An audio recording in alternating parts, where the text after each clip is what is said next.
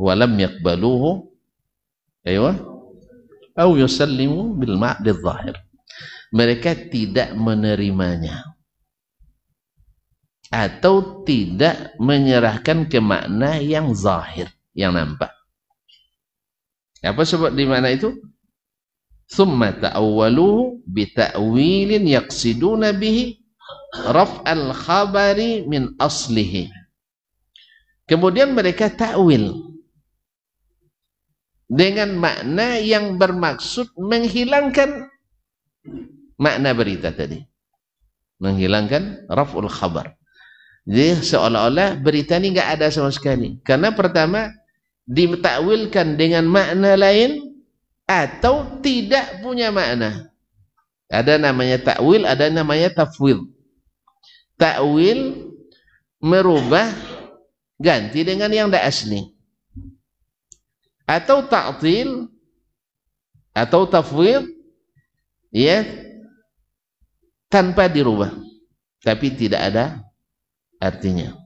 Sama aja antara tafwid dengan ta'wil, sama dengan menolak berita. Hasilnya sama, menolak berita. Yang satu menolak yang asli, yang satu menolak semuanya tanpa diganti. Kalau satu ditolak yang asli, ganti dengan yang tidak asli. Allahumma musta'an. Ma'asyiral kiram yang rahmati Allah Subhanahu wa taala, kadang-kadang makna yang diganti itu lebih rusak daripada yang onderdil yang asli itu. Asli rusak dikit, ganti dengan yang KW lebih rusak pula. Wa ibtala. Baik. Di sini juga tidak terbaca. Wa ibtala.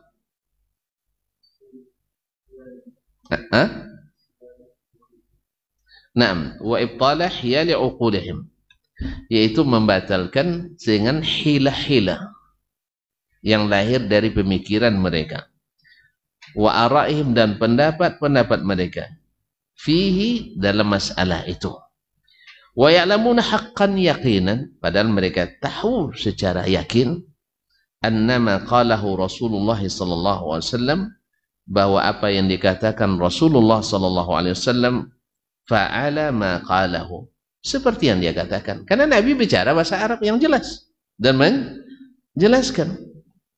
Antum sekarang bilang ke ulama pakai bahasa apa? Bahasa Arab. Apakah beda bahasa Arab Nabi dengan bahasa Arab ulama? Enggak kan? Tetap bahasa Arab sama.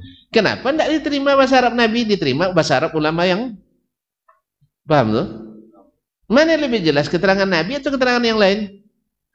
Keterangan Nabi alaihissalam. Apa buktinya? Sahabat memahami seperti itu, dan pemahaman sahabat ini diterima oleh Allah Taala. Apa bukti Allah terima?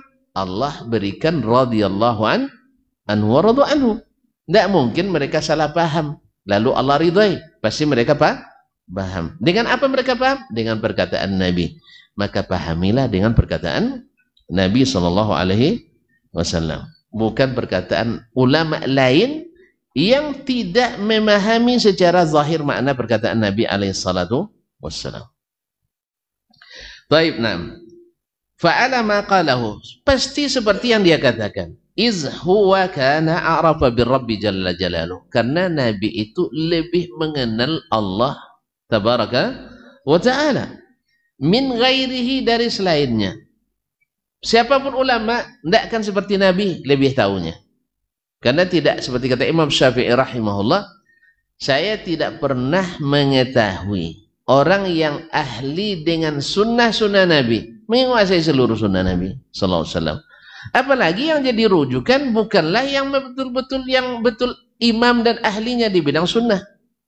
Tidak jarang dari mereka bukan latar belakang sunnah Nabi sallallahu alaihi wasallam. Ya, hanya sebagian ada yang pengetahuan dan sunnah sekedar wawasan tadi, sekedar wawasan, lebih kepada pemikiran-pemikiran seperti orang Mu'tazilah, orang-orang Jahmiyah, Al-Mu'attilah. Baik, arafa bi rabbi jalalu min ghairihi wa lam yaqul fihi illa haqqan wa sidqan wa wahyan, dan pasti Nabi tidak mengatakan dalam masalah yang mengenalkan kita pada Allah tabaraka wa taala kecuali hak, kecuali yang hak, wasidqan dan secara jujur, wa wahyan dan berdasarkan wahyu. Qala Allah azza wa jalla wa ma yantiqu 'anil hawa. Mereka, Nabi itu tidak berbicara berdasarkan keinginannya sendiri. In huwa illa wahyun yuha. Tidak lain yang dikatakannya kecuali wahyu yang diwahyukan. An-Najm ayat 3 sampai 4. Qala Az-Zuhri imamul a'immah wa ghairuhu, berkata imamul a'immah, imamnya para imam, yaitu Az-Zuhri, Abu Bakar Muhammad ibn Muslim ibn Ubaidillah ibn Abdullah ibn Al-Harith ibn Hisham ibn Shihab Az-Zuhri. Ya, orang yang pertama mengumpulkan hadis Nabi SAW secara besar-besaran berdasarkan perintah Amirul Mukminin Umar bin Abdul Aziz. Imamul A'immah. Kenapa disebut imamnya para imam? Kenapa? Kok pada diam? Hah? Banyak muridnya jadi imam. Betul itu. Siapa yang bilang tadi? Masya Allah, jazakallah khairan. Kita sarapan nanti ya. Masya Allah. Ya. Harus diapresiasi. Nah. Kalau antum tak mau sarapan dengan ana, antum saya kasih sarapan sendiri nanti. 10.000 cukup kan? Masya Allah. Bismillah ta'ala. Jazakallah khairan. Kaum muslimin dan muslimat dirahmati Allah. Imamul A'immah. Karena memang murid-muridnya banyak para imam. Ya. Bahkan imam-imam di masa tabi'ut tabi'in atau tabaul atba, ini murid-murid Zuhri rata-rata. Imam Malik, murid Zuhri. Imam Al-Auza'i, murid Az-Zuhri. Imam Sufyan Al-Thawri, murid Az-Zuhri. Imam Sufyan bin Uyainah, murid Az-Zuhri. Bukhari belum lahir dia. Nah, Bukhari baru 194 lahirnya. Kemudian Imam Al-Laits ibn Sa'ad, Imam Laits ibn Sa'ad. Ini yang 5 ini menjadi sandaran fatwa umat Islam sedunia waktu itu di zamannya. Cuman yang mazhabnya masih eksis hanya Imam Malik ibn Anas. Berarti wajib bermazhab? Tidak. Jelas ya? Karena para ulama itu tak pernah mewajibkan orang mengikutinya. Mereka semuanya mewajibkan umat mengikuti nabinya sallallahu alaihi wasallam. Tapi kalau boleh, kalau tidak ada pula ulama mutaakhir ini kecuali lahir dari perut mazhab. Semuanya mau ngaku atau tidak, mereka mesti belajar. Yang di Indonesia belajar pondok fikih Syafi'i.